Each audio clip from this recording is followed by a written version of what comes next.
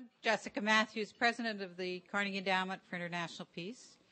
It's a great pleasure to welcome you here today because we are honored and delighted to welcome Secretary Shultz for a wide-ranging conversation on an array of the challenges that confront us.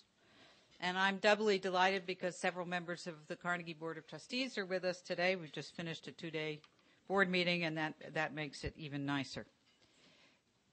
Secretary Shultz has had an extraordinary career, professor at MIT and at the University of Chicago, the director of the Office of Management and Budget, Secretary of Labor, Secretary of the Treasury, Secretary of State, and President of Bechtel. He has also, like a few of our very greatest statesmen, chosen to use his enormous credibility and leadership in a second, or I guess I should probably say fifth career, addressing one of the preeminent challenges of this age, which is putting the United States on a track to reduce and eventually eliminate nuclear weapons. This is a cause that is central to our work here at Carnegie, and so we both support and applaud the leadership that Secretary Shultz is providing, along with Henry Kissinger, Sam Nunn, and Bill Perry. The four of them create a really almost unique bipartisan, a group of bipartisan weight, credibility, leadership, an unassailable voice when they speak together. And we have seen the power of two op-ed pieces in the right hands to change not just an American conversation, but a global conversation. The timing now is just is critical. We are facing the renegotiation of the START Treaty, the chance to, I should say, in my view, the need to ratify the Comprehensive Test Ban Treaty, the review conference of the Non-Proliferation Treaty, which is coming up next spring, which is the first step, could be the first step, in leading to a badly needed strengthening of the international non-proliferation regime. This is only one of the issues that Secretary Shultz is going to talk about today, but it's one on which, as I said, he has been playing a unique and vital role, and one that we are honored to recognize. To begin and lead our conversation is Carnegie Senior Associate Bob Kagan, who is well known, I think, to all of you, and who has the additional honor of having once been Secretary Shultz's speechwriter. So there's Those were the days, boy. So there's a long history going back here, and let me, without more ado, turn the microphone over to Bob. Thanks so much, Jessica, and thank you, Secretary Shultz, for taking some time to be with us today. I know you think that I've sandbagged you here, that you thought... Well, Bob said, if you're in Washington, why don't you come by and have lunch and we'll have a little conversation. So here I come, and look at this.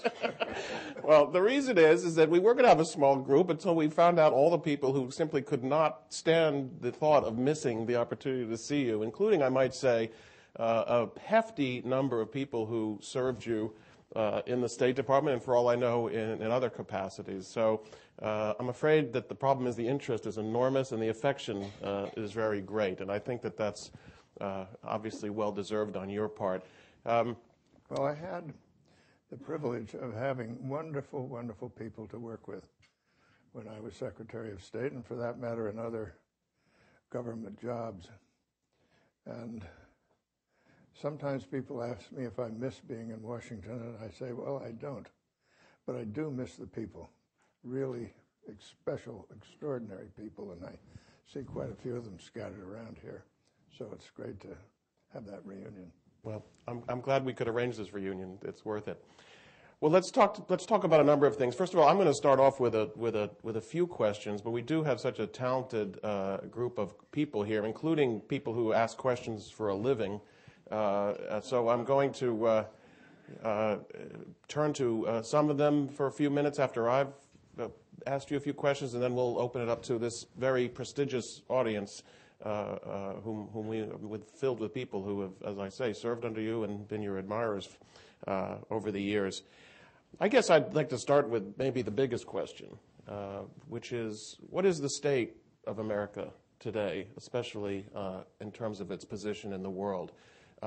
This has been the year when people have talked about a post-American world. There's a lot of discussion about American decline, whether America is in decline, whether it has to adjust to new realities of rising powers. But I remember when you were Secretary of State, you talked about what power and strength were all about and what a nation has to be. And I'm just wondering now, looking at the situation now, how would you put the state of America right now? Well, underneath it all, we're a terrific country. I think you called it a dangerous nation. For the very good reasons that we stand for things that we believe in, and we want to continue to do that. And we need to do that. We have the track record of developing a terrific political system that's worked well for a long period. Checks and balances works. And we undoubtedly have the most dynamic and creative economy the world has ever seen. And that continues. And we want it to continue. We want it to continue that way. At the same time, right now, I think we're not at our best. We are perhaps seeing a major change in the nature of the relationship between government and our society. We have budget deficits that stretch out into times when it is predicted that our economy is doing well, that are breathtaking. They just can't be. Nobody's there to lend that kind of money that long, and why should they? Why can't we get ourselves under control and spend money that we have? Consumers finally are beginning to spend a little less than they earn. And the message is, why don't they get spending again? And I say, no, they're coming to their senses. And you can run an economy very well when you have a savings rate in the 8 to 10% range. That's what it was in the 80s. And that's good. We save a little bit so we can finance our own investment. We don't have to rely on other people to do it. But at this point, the government has run off with such a gigantic spending program that seems out of control. Right now, I think we're at a rate of about 26-7% of GDP in federal spending. That's partly because GDP is low.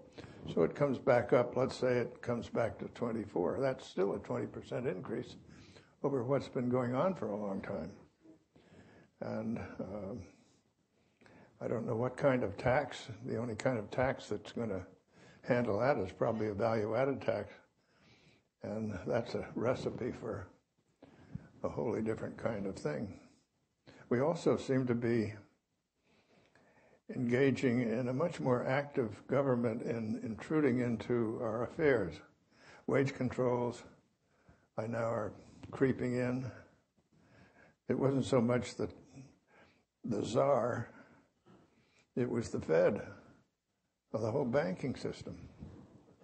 And price controls. We're going to control what you can charge for credit. And it's getting more and more. I think it's a bad trend. So we have to get control of ourselves and get back the confidence that we can run ourselves competently. I think something that people have always expected out of America, in addition to our ideals and so on, is competence. If we decide to do something, okay, we can do it. And people are beginning to question that. And if we can get our house in order again, I think that we don't have to worry, and I don't worry about somebody catching up with us or something. People will catch up. It's a good thing. China and India are getting their act together, and they have big populations. After all, GDP is a combination of your labor force plus your productivity, and so they'll grow. That's fine. But the creative and dynamic parts of the economy come from here and will continue to come from here unless we do things that kill it off. So I'm confident on the one hand and a little alarmed on the other that you people in Washington are running off with something or other. You were just in China not so long ago, I believe. And did you get a sense from the Chinese how they're looking at the United States these days? Well, I was there. Stape Roy was there. And when anybody have asked me about China, I say, well, I asked Stape Roy because he's my seer on the subject. But we had 2 days of meetings, so-called high-level dialogue. Our side was Stape and myself and Henry Kissinger, Bill Perry, Sam Nunn, Bob Rubin, and Dave O'Reilly and Marty Feldstein. So we had a good team. And they had also a very good team. We had a couple of days. Then we met with Wen Jiabao. And then for me, it was particularly interesting because I received an honorary doctorate from Peking University. So I went out there, and the man presiding had 2 degrees from Stanford. And then afterwards, I had a meeting with about 50 students that went on for about an hour and a half or so. I noticed one of them sitting there, he had a Stanford sweatshirt on. So I picked on him. And he said, well, he just come back from Stanford. He's part of a Stanford Peking University exchange program. But bright people. I thought, and I don't know, Stape, what you thought, I thought there was a kind of subliminal message in a lot of the discussion that was like this. We've arrived. You're still king of the hill. But can't you get your act together?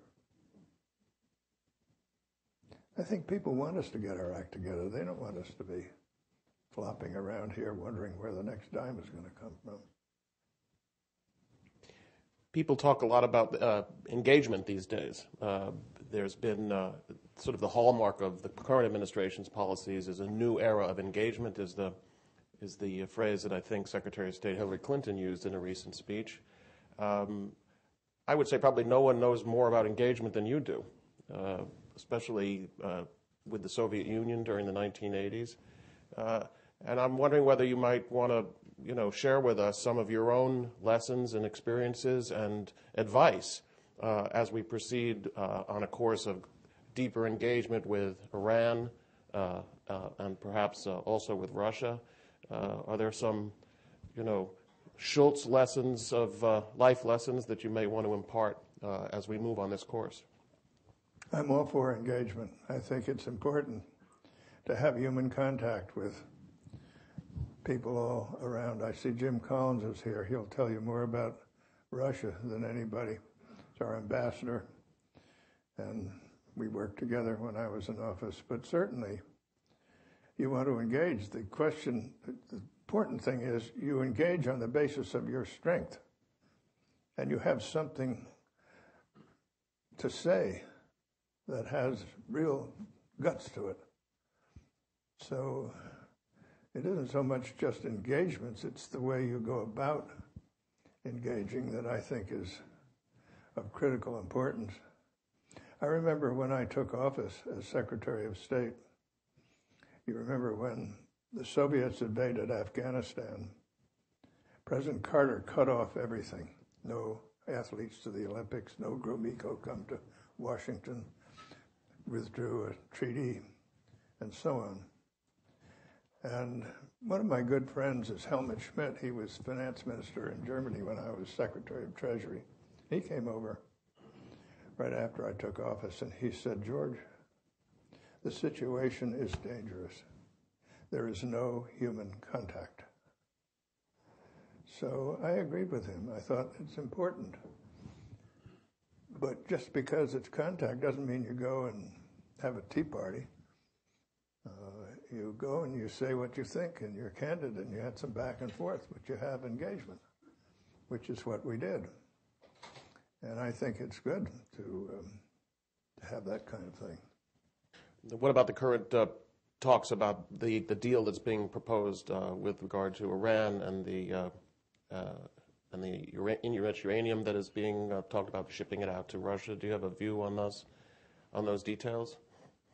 Well, I have a view that the discussions with Iran that have been going on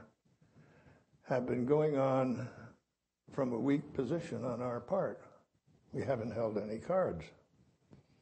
And the result has been they haven't gone anywhere. And Iran, just as North Korea, has used talks as a way of buying time to continue their program. And our basic problem, obviously, with Iran is to somehow get the Chinese and the Russians to see that the emergence of nuclear weapons in Iran is at least as bad for them as it is for us. They have a big stake in stopping it. We haven't succeeded in that, quite obviously, at this point. So you need to shore up your strength so that you bring that to the party. I don't think we're in that position yet. I mean, one of the areas where we may have been weakened over the past years is in the two wars that we're involved in, and I know that the president is now trying to decide what to do about Afghanistan, but you've also, along with the rest of us, watched the past few years in Iraq, and I'm wondering what your views are on what you think the next steps, perhaps in both of those countries, should be for the United States. Well, I'm always a little hesitant because I've never been to Afghanistan. I laid eyes on it once from the Khyber Pass, and I sort of shook my head and said, wow, what a forbidding country. And I've never been to Iraq either. So I feel if I were going to really make a judgment that's worthwhile, I should get more of a feel. If I were in office, I would want to have a much better feel of the situation than I can have sitting in California and reading whatever I read. But I think there are, about Afghanistan, some things that are pretty clear. Number one, it's a highly decentralized country. There are quite a few languages spoken out around. The terrain is such that if you haven't spent a lot of money on infrastructure, which they haven't, it's very hard to get from A to B. So that means you have individual groups, tribal groups, and that's the nature of the case. It's not a top-down country. It's a bottoms-up country if there is all the way up. As I understand it, before the Soviets invaded, there was a growing stability in Afghanistan as a matter of adding up what was going on in various pockets. And the Soviets disrupted that. They tried to make Kabul a center of power. Didn't succeed.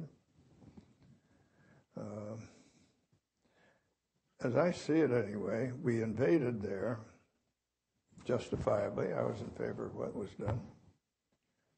And we had a brilliant initial success. And you have to ask yourself, how did that happen? Well, at least as I see it, it happened because with a very light footprint, we made common cause with local groups who, as it turned out, wanted the same things we did. So we supported them, and our support was very important for them, and that succeeded. And then we allowed our mission to morph into creating a country that hadn't existed before, a country with an important central government, with an army. And I've always said to myself, I must be wrong because everybody says it's so important to build up the Afghan army. So that must be right. But to me, it's counterintuitive. If you say this is a very decentralized country, and the warlords, we call them, I suppose we want to do that because we don't like them, so we call them warlords. But anyway, they're the people who are running things. And if I'm a warlord over an area, do I want a strong army? No. They're a problem for me. So I think what you want to build up, at least in the nature of Afghanistan, is the ability of people in Pocket A to defend themselves strongly and eventually to link them up with other such pockets, and you benefit from the trading around. And at least as I sense it, that's the strategy the generals are trying to push toward. And we have an understandable preoccupation right now with the election and the importance of trying to get it straight. And I hope that gets itself straightened out and we have somebody that can be labeled legitimate. But the idea that we can count on a central government in Kabul to be an effective partner in bringing peace and stability to these outlying areas, I think that doesn't jibe with what we know about Afghanistan. It's got to come from the bottom up, not from the top down. At least that's, as I say, if I were in office and I was going to have to help the president make a decision on this, I'd want to know a lot more than I know just by reading books about the subject of Afghanistan. Well, that shows much better judgment than many of us.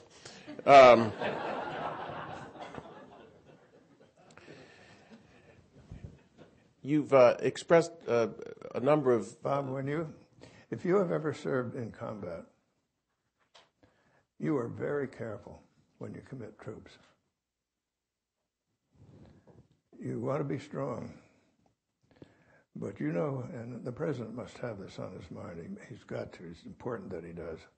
You make a decision to send these young people into combat, and some of them are going to get killed, and some of them are going to lose their legs, and they're going to get, it's tough business. So you got to be careful.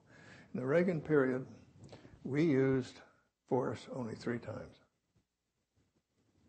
People think of us as warlike, but we used force in Grenada to rescue potential hostages there. We were in and out of there quickly. We achieved our mission, got out. We used force to put Gaddafi back in his box by taking out a building from which he had directed attacks against our soldiers. And we used it once in the Persian Gulf. People say we didn't communicate with Iran, but we did. When Iran was messing around with Kuwaiti shipping, you remember, we reflagged the Kuwaiti tankers so we could protect them. And when the Iranian president was at the United Nations giving a speech saying the last thing Iran would do would put a mine in the Persian Gulf, our Navy was taking a picture of them doing it. And then we boarded the ship, and we took some mines off for evidence, took the sailors off the ship, sank the ship, took the sailors to Dubai and said to the Iranians, come and get your sailors and cut it out. Now that was communication. But, so those were the 3 times. The worst day of the Reagan administration, and I agonize to this day, was when our Marines were hit in the bombing of the barracks in Beirut. And being a Marine, that especially hurt. That was not the use of force in the normal sense, if you think of it. That was a peacekeeping force. And I've second-guessed myself on that more than any other thing I've ever done. But, so you use force carefully. Well, I remember one of the issues that you dealt with perhaps more than any other Secretary of State before September 11th was the issue of terrorism and how to respond to terrorism. And you gave some very eloquent speeches on that subject as well. And one of the things that that's an inside. One of the things that you talked about was the need to use force, and I just wonder, in the current environment, do you still feel that force is a critical component in fighting terrorism? Absolutely, I do. But I think it's a big issue. I made a speech in 1984 calling attention to the problem of terrorism and saying that we had to be willing to strike back, and we had to use our intelligence aggressively to find out about things before they happen and take preventive action to keep them from happening. And that speech was reacted to violently, negatively. Only one person was on my side, and that happened to be Ronald Reagan. So I was happy to have him on my side. But I didn't understand it, what was going on, really. And I don't know that I do now, but I understand it a lot better. And I do think there is a, whatever you want to call it, radical Islam that is using the weapon of terror, and that is a real threat. And we have to take it seriously and continue to take it seriously. And I think the idea of preventive force is an important idea, because if you see something that's coming at you that's going to cause grave damage, it's practically a no-brainer that you should do something about it. It gets tricky when what you're worried about is further away from you or in some other country. And obviously, the quality of intelligence is extremely important, and your confidence in your ability of your intelligence agencies to supply you well. I think myself, having struggled at this there's no substitute for human intelligence.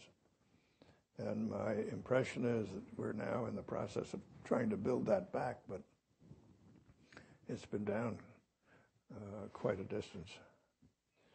So we've had a little group at the Hoover Institution discussing this question of the use of preventive force. It was a Stanford project. People from all over campus have taken part in it. And we wrote a little pamphlet on our ideas, and we had a conference out there. And then we thought, people on the West Coast, we're all dingbats out there. People in the East think more, they know more. We should have a conference in the East. And Anne Marie Slaughter was there, so she volunteered to have it at the Woodrow Wilson School. So we had a really eye-opening one there, it helped us a lot.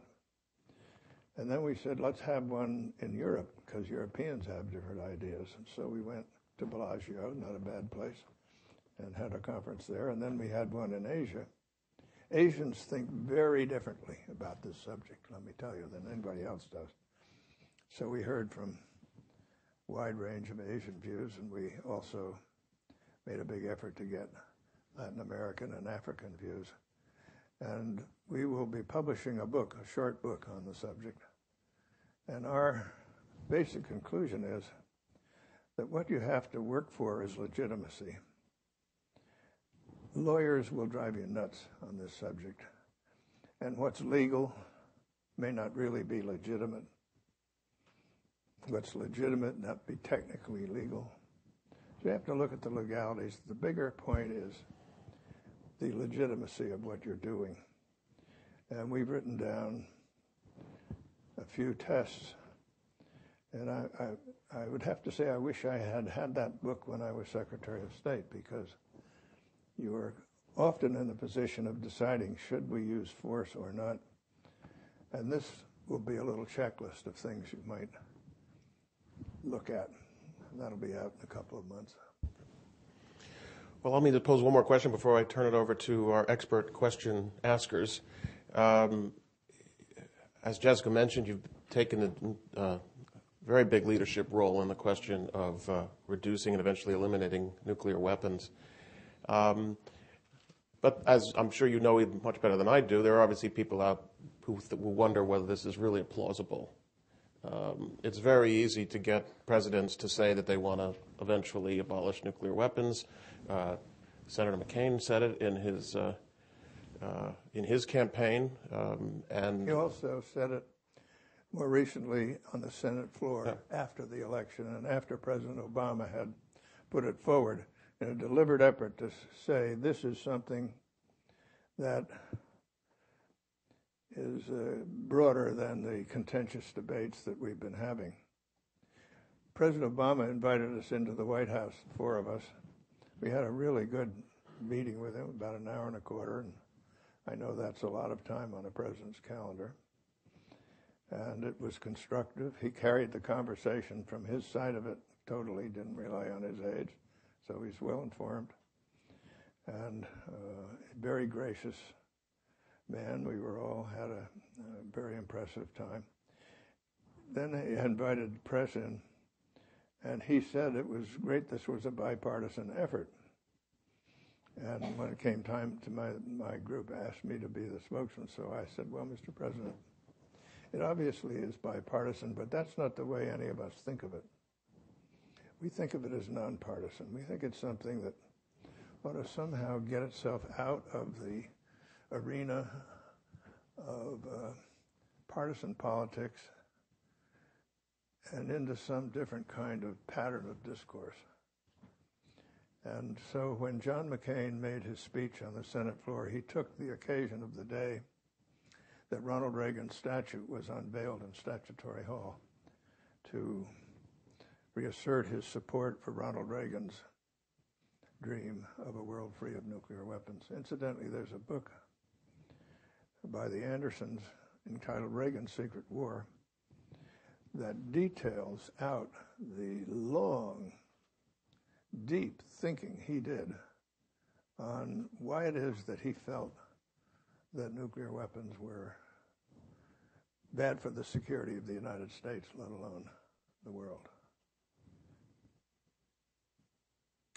Okay, well, let me do this in two phases. I have the designated columnists, followed by the vast expertise in this room. So let me... How come everybody has a tie on except Friedman?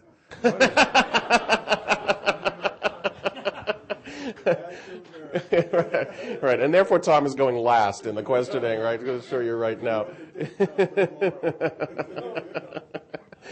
Well, thanks for coming. David Brooks, do you want to take your shot? Thank you. I had a feeling Bob would ask a lot of foreign policy questions for those who care for that sort of thing. So I wanted to ask you a more general question and ask you to reflect back on your years in Washington versus the Washington of today. And that is, what could Barack Obama learn from the way Ronald Reagan ran his White House? And what could he learn from the way the Nixon administration operated?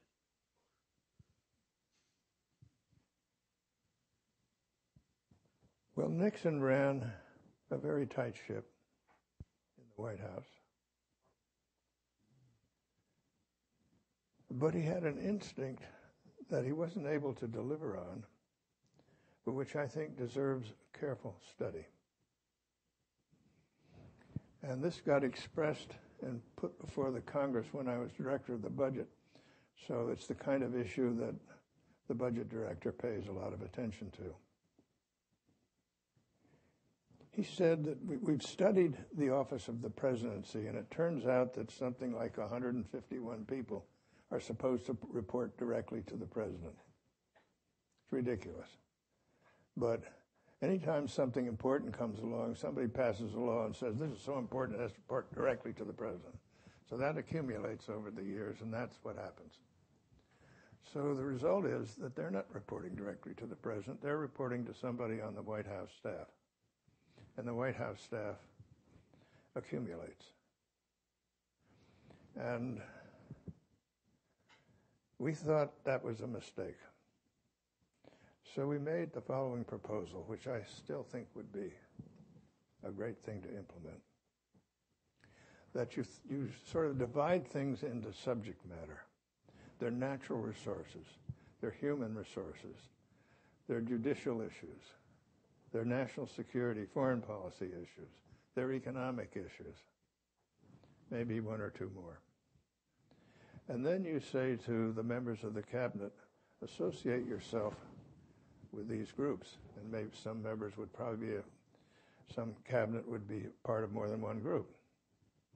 But at any rate, you form those groups. And then you say, over in, I guess, what's now called the Eisenhower Building, the one right next to the White House, you have some office space there. And you encourage cabinet officers to have their meetings there. Have lunch in the White House mess once in a while. In other words, to cause the cabinet people to be part of the White House and not totally get captured by their departments. And let these be policy forums. And they bring things to the president, and he meets with them on these different subjects. So, in effect, you get what I think of as legitimate line governance. The president is elected, so he's legitimate, or she. The members of the cabinet and the sub-cabinet are all appointed by the president and confirmed by the Senate. They are subject to being called to testify. They appear before the press. They are the accountable, responsible line of authority. So you run it that way. And no doubt the president will need some people to organize things in the White House, but basically that's the way to run the government.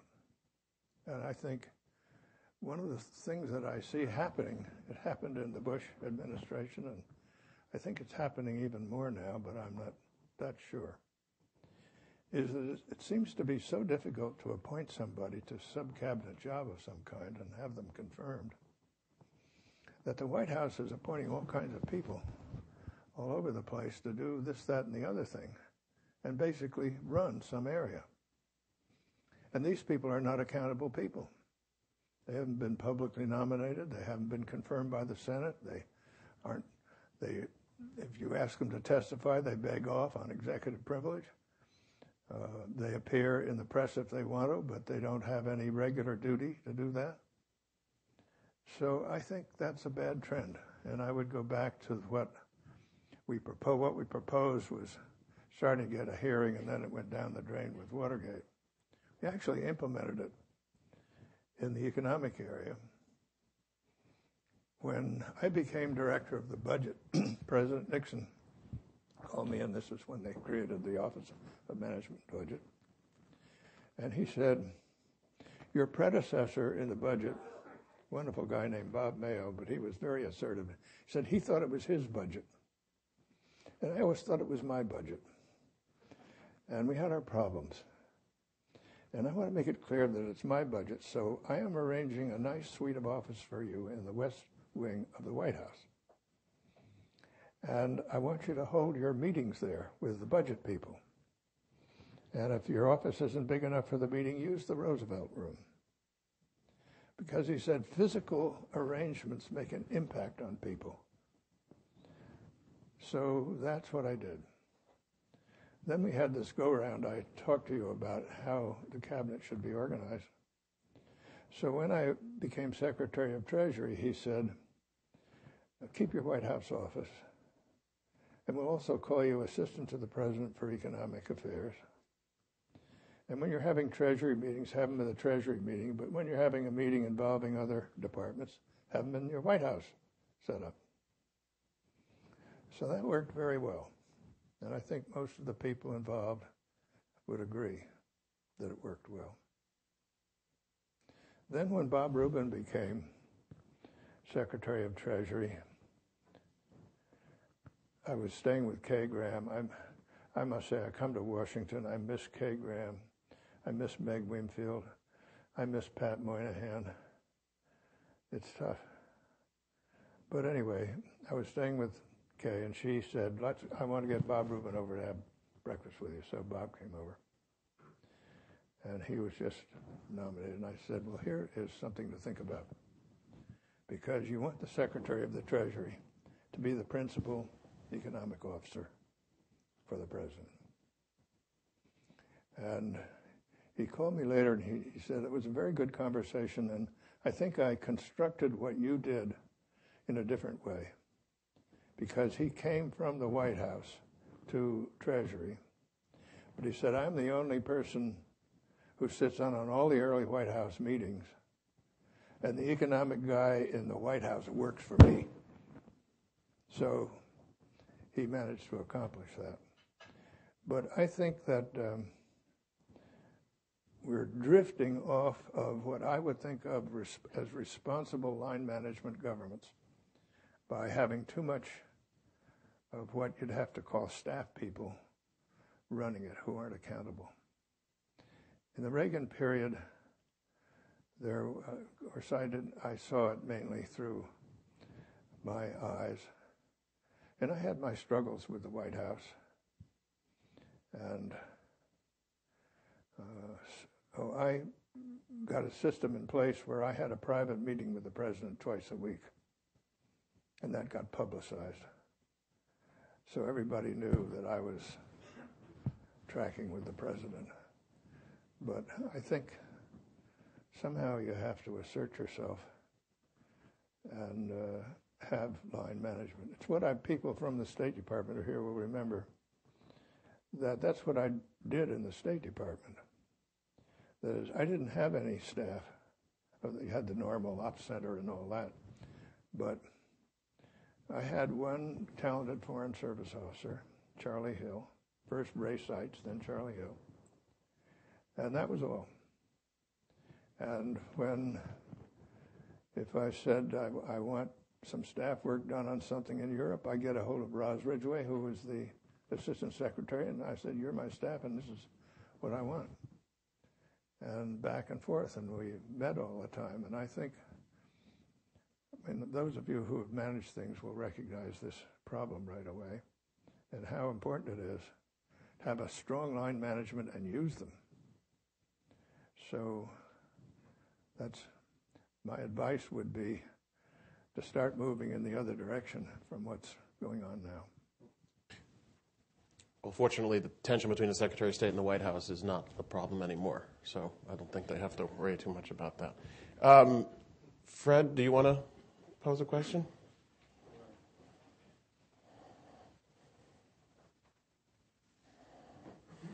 Mr. Secretary, thanks for taking the time for this conversation. You mentioned the growing budget deficits.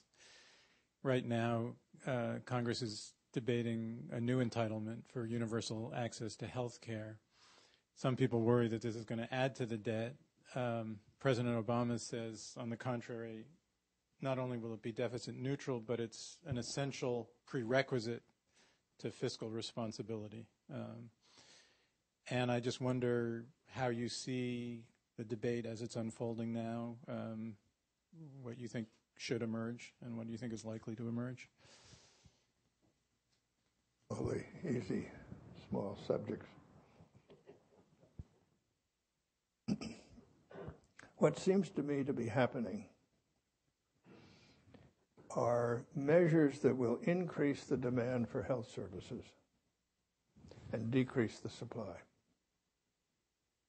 The economist in me says that's heading for trouble. I believe that the healthcare system badly needs to be addressed.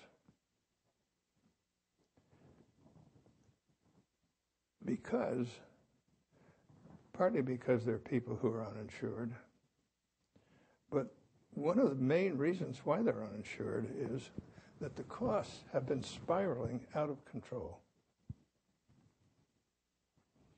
So the price gets so high, they're priced out of the market. So I think the big issue that needs to be addressed is why are the costs spiraling out of control, and how can we change the system so that the costs are under control? Every projection's made, including by Peter Orszag when he was the CBO. He projected Medicare costs will be 20% of the GDP by some date. So that's impossible. So you've got to address that question. You don't address that question by saying we're going to increase taxes to pay for something or other. That's not controlling costs. That's just trying to cap them in some way. So you got to get at the inner structure of these things and try to do something about it. I think that's self-evident, but it's not, and I don't see any attention to that in this debate at all, almost zero. There's some other things that I think are evident and need to be addressed. One is, if you look at the demographics, it's perfectly clear that we're going to be spending more money, a bigger piece of the pie, so to speak, the GDP, on people who are elderly. I call them more mature, on their health and their income support and so on. So it seems to me the first thing you do under those circumstances is to say, how do we make the pie as big as possible? Then you minimize the intergenerational tension that's inevitably comes out of putting a lot of money in one place.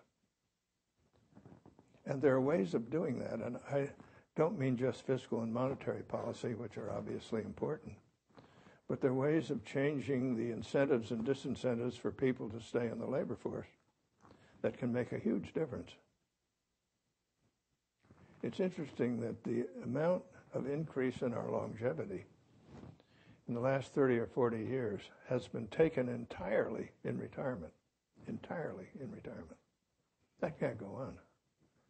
Otherwise, nobody will be working. Everybody will be retired. It won't work. So increase the size of the pie. Then I think it's clear, every study that's made, and I wrote a book on this subject that it disappointed me. It didn't get reviewed anywhere, but I thought it was a pretty good book. But anyway, I invite you to review it. It's obvious, if any study shows that the prime determinant of your health is you. What you eat, how you exercise, how you pay attention to yourself.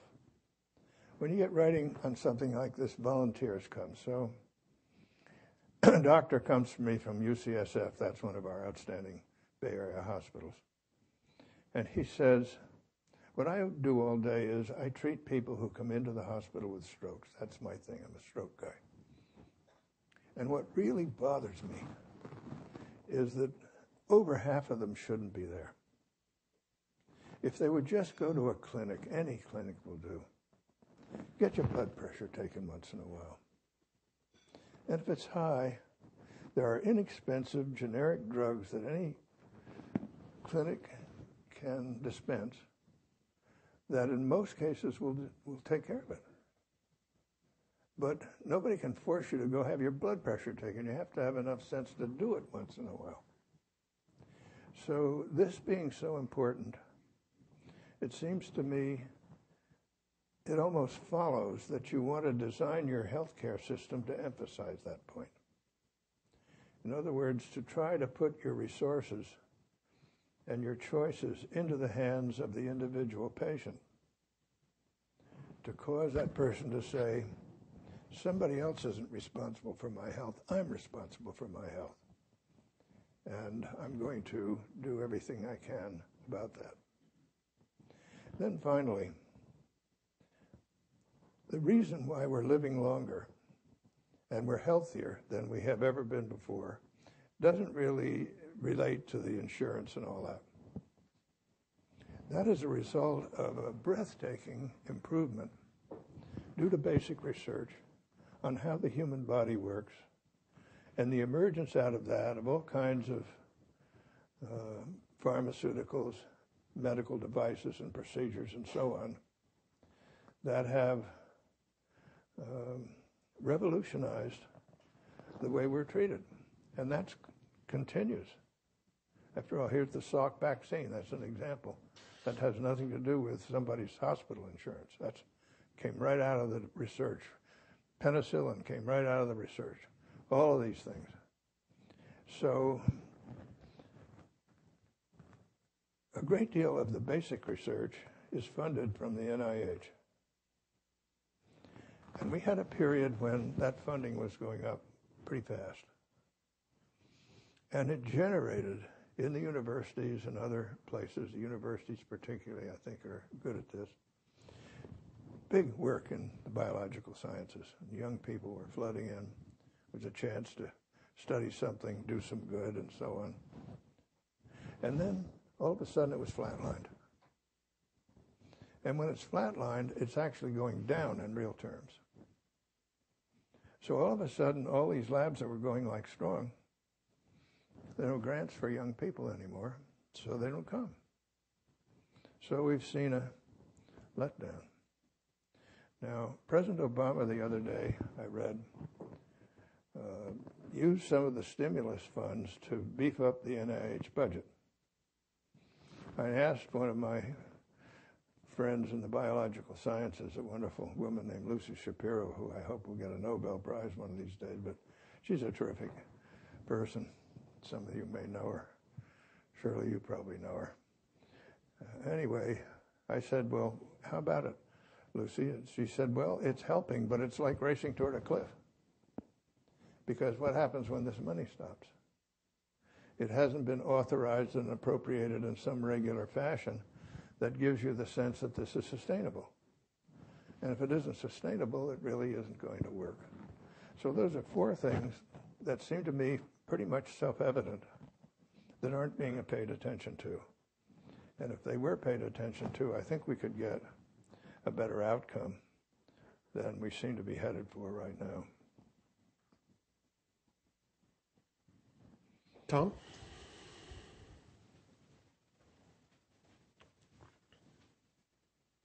Mr. Secretary, I want you to put your OMB hat on again.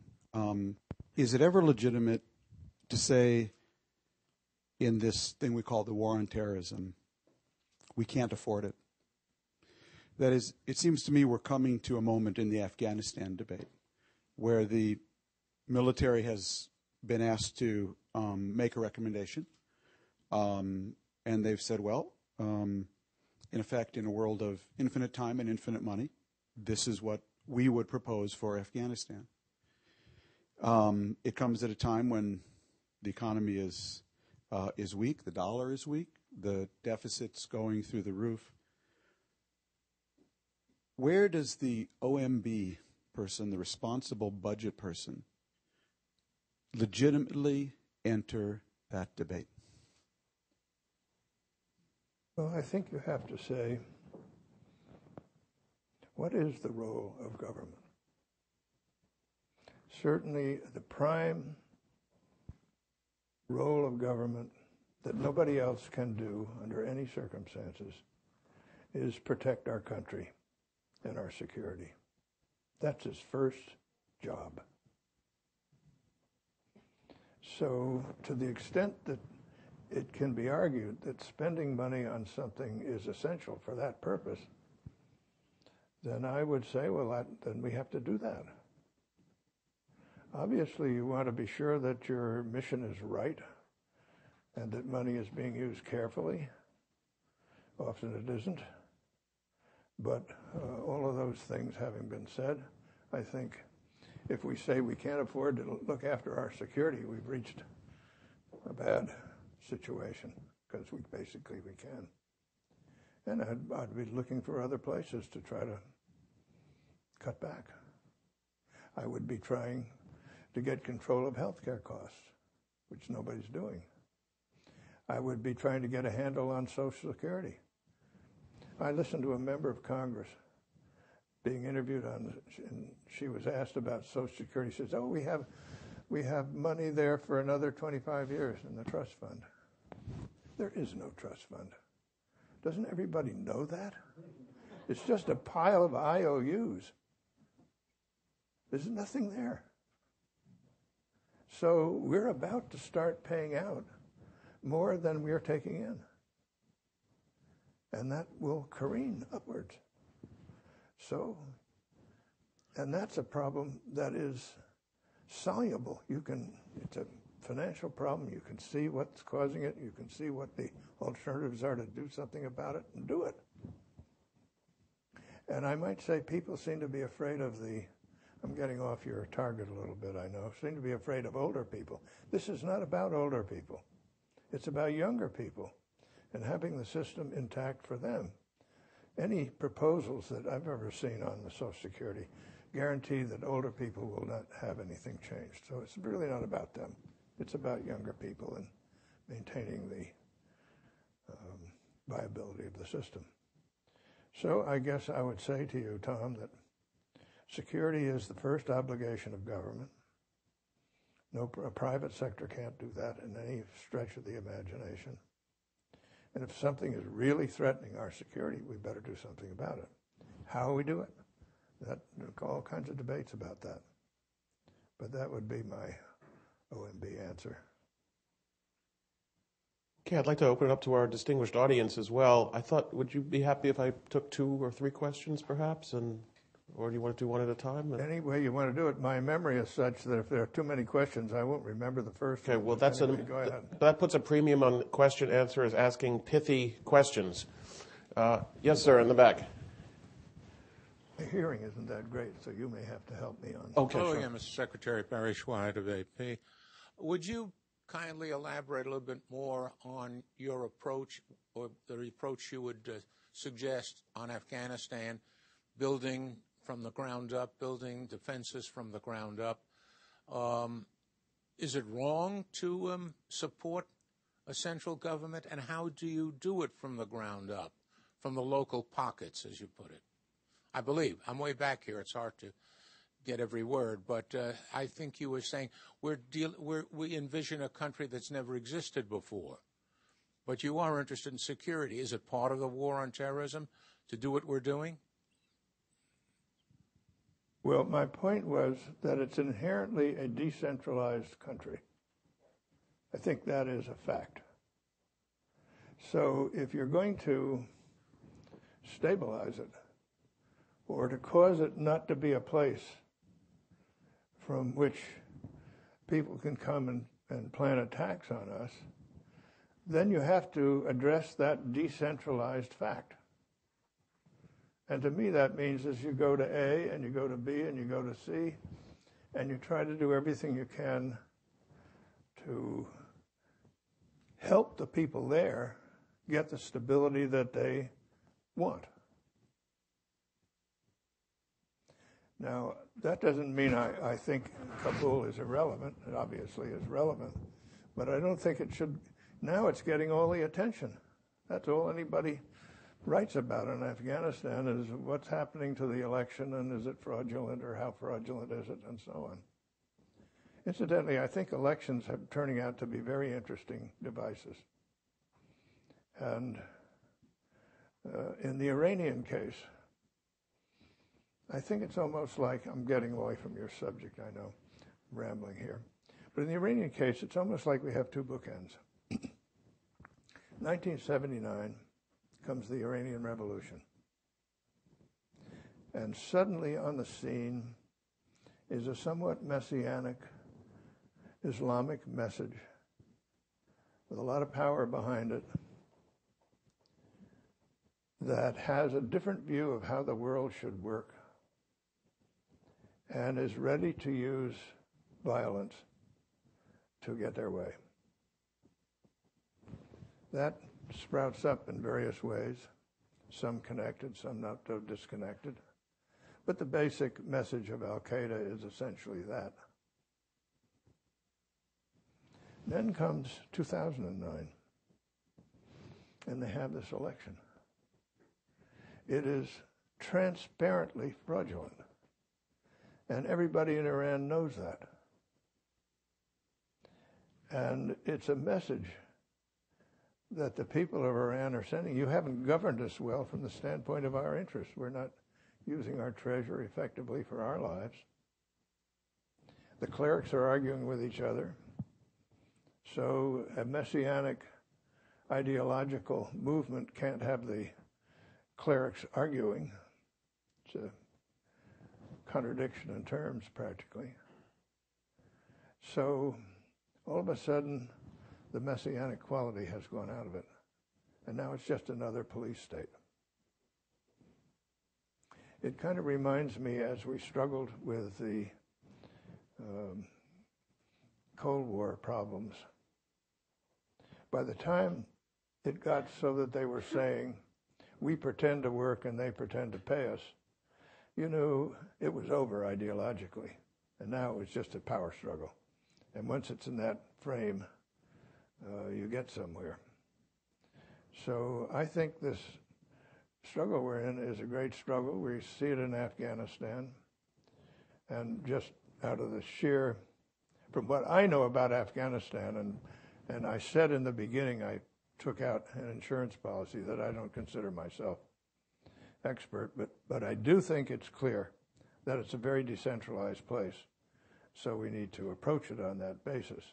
And that isn't to say that it's not a good thing to have a government in Kabul that's legitimate and that you can work with. Yes, sir, right here. And then I'll come in the far back afterwards. Mr. Secretary, you emphasize the importance of having a long-term goal of a world free of nuclear weapons.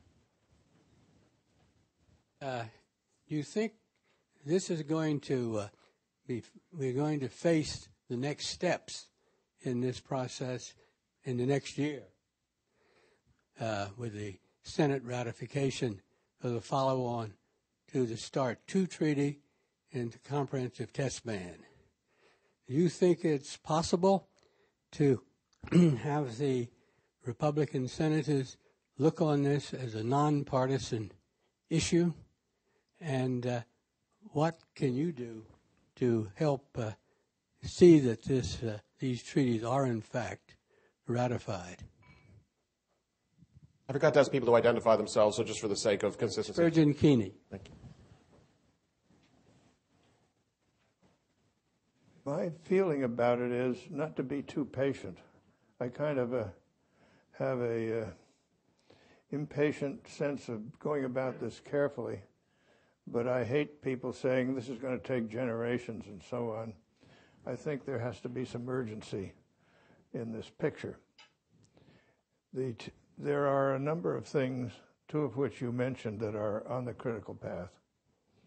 The START treaty is one. If that comes here and the Senate declines to ratify it, it's over. It's just the United States is not in the game.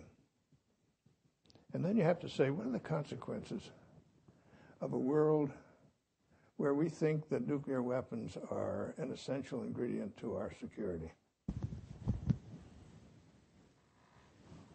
Where does that stop? How do we say, I can have a nuclear weapon and you can't? That two-tier world doesn't sell. No reason why it should. So I think that's the wrong way to go. And those of us who have been working on that think that's the wrong way to go. That's where we're going. Sam Nunn has a nice image. He says, think of us on the side of a mountain. At the top of the mountain is a world free of nuclear weapons. We can't see it from where we are, but we know it's there. At the bottom of the mountain is a world where more and more countries have nuclear weapons, where more and more fissile material is lying around, where it's only a matter of time before some people who don't believe in deterrence, they want to use it, get their hands on fissile material. And if you have that, as I understand it, it's getting the fissile material. It's the critical path in making a bomb, not that it's easy otherwise. So which direction do you want to go? And I think the START treaty, from what I've heard of people, we had a nice session. Rose Gottmiller came out to Hoover and gave us a briefing recently. She's a really capable person, I might say. She's taken part in our conferences. So I think there's a reasonable prospect that we'll get something. But comprehensive test ban treaty is also important. The experience I've had in getting treaties ratified teaches me that you have to go about this with great care. The minute you take a senator for granted, you've lost that senator. Each senator is the big important person. You got to go one by one, explain, answer every question. When we finished the INF treaty, we put the entire negotiating record in a room, secure room in the Senate. We had Mike Lippman, who was the last negotiator, present all the time. And any senator who wanted, or any certified staff person who wanted, could come and ask, see the record. Everything was open. And I think that, and we had an observer group. I wish they had an observer group. At first I was a little uneasy about it, but then I became of the view that it was a very good thing. We had a Senate group and a House group, for that matter. They would come over to Geneva. They would talk to us. They would talk to the Soviets. They were very good. They didn't undercut us. But by the time we get a result back, they know all about it. It's not news. We had the same thing in getting the Montreal Protocol. That's the only environmental treaty that worked, and we negotiated that in the Reagan period. And it was easily ratified. And the reason is that we kept people informed as we went along, so it wasn't a surprise.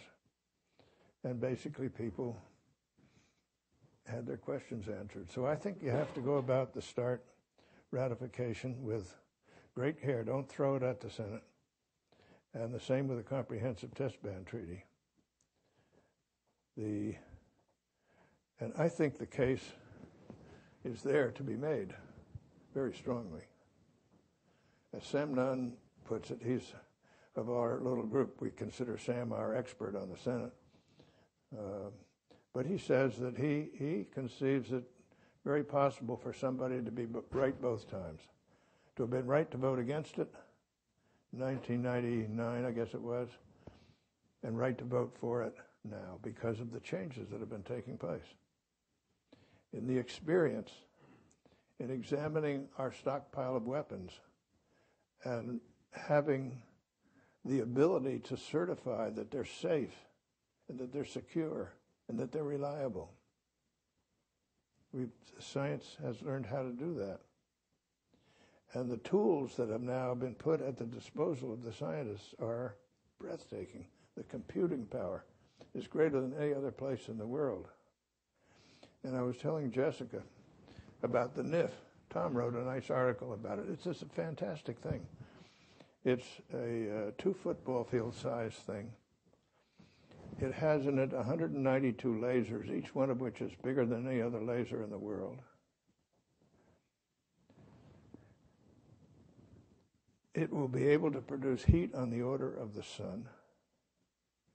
In other words, with their computing power in that, they can study and understand what's going on in a nuclear explosion in a way that a test would never enable them to do. They believe, and my physicist friends all say they ain't done it till they've done it, because they believe they will get controlled fusion from the NIF. And then that takes you off into a whole different field, I might say, in the area of energy. But all of this needs to be brought out, and people need to be exposed. If a senator wants to come out and visit Livermore, they should be encouraged to do it, because it's one thing to have somebody come to your office and brief you. It's another thing to go to the place where the scientists are actually doing the work and talk to the guys who are doing it. That's digging in. So I think it's essential to get both of these things done. And I believe it's to do that, we have to go about it very carefully and thoroughly and develop the case and make the case, present the case, because there are people there who have a different point of view, and they're smart and they're well-informed, and they think they're acting in the interests of the security of the United States, and they are, and that's their view. And if you go and you try to argue with them and you don't have your powder dry, you're going to get cleaned, because they're smart and they're informed. So you got to do it well. The 2 other things that I think are on our path right now that have to be dealt with, and that's North Korea and Iran. somebody can say, if you can't prevent a tin pot country, that's not for quotation, like North Korea from getting a nuclear weapon, come on. So there's that, and then there's Iran, and we have to be able to stop this process. I think we got a little bit of encouragement, didn't we, State, from Wen Jiabao? Not a lot, about China's attitude toward North Korea, but we'll have to see. Well, we've lots to be done, and we continue to work at it, and I'm sure Jessica does here. A lot of studies to be made. We had, for instance, a very interesting conference based on a book that the guy sitting next to you, Jim Goodby and Sid Rell, wrote on the end game. And then what does a post-nuclear weapons world look like? And how can we think of deterrence of kind of the potential of a nuclear weapon as being a kind of deterrent? And starting to think through our concepts of how a world like that should work. And a whole bunch of other things that we're doing. And our attitude is, well, it's in the hands of governments now. That's where it has to be. But we can still help by studying, developing ideas, identifying people who can work on it. And then we're invited to talk in other countries or go to meetings in other countries. So we go and try to develop ideas elsewhere. Well, I don't, since you think I sandbagged you already by putting you in front of this big group, I don't want you to feel even more sandbagged by going on. Bob, I used to teach at the University of Chicago. And at Chicago, there are no whistles or bells or anything that tells you that the session is over. So you get to be an expert at looking at the people in front of you. Tell you, the session is over, so it's over. But I appreciate the chance to come here and talk to a group like this, and it's especially wonderful to see so many old friends that I haven't seen in a while. Just we had such great times together, and at least we thought we accomplished something. But anyway, the people are wonderful, so thank you. Well, we thank you very much.